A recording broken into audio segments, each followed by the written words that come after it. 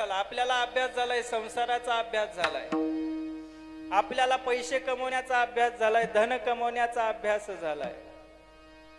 आपल्याला संसाराचा अभ्यास जमतो पण शिवनामाचा अभ्यास जमत नाही, शिवपाठाचा अभ्यास जमत नाही. किती जण शिवपाठ करतात नित्य नेमाने रोज? मला पाहू द्या बरं आज गंगाखेड मध्ये रोज नित्य नेमाचा शिवपाठ किती जणांचा आहे? हात वरती करा एकदा पाहू द्या.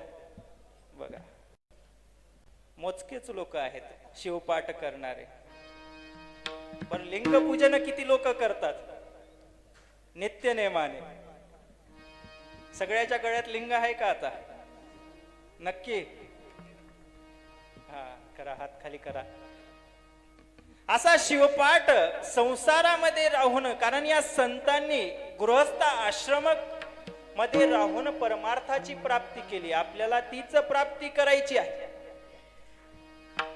या परमेश्वराची प्राप्ती या गृहस्थ आश्रमामध्ये राहून आपल्याला देवाची प्राप्ती करायची. आणि अशा देवाची प्राप्ती करायची असेल तर अभ्यास करावा लागेल. लक्ष्मण महाराज सांगतात, अभ्यासे करुनी सर्व काही होय, अभ्यासाची सोय धरावी हो.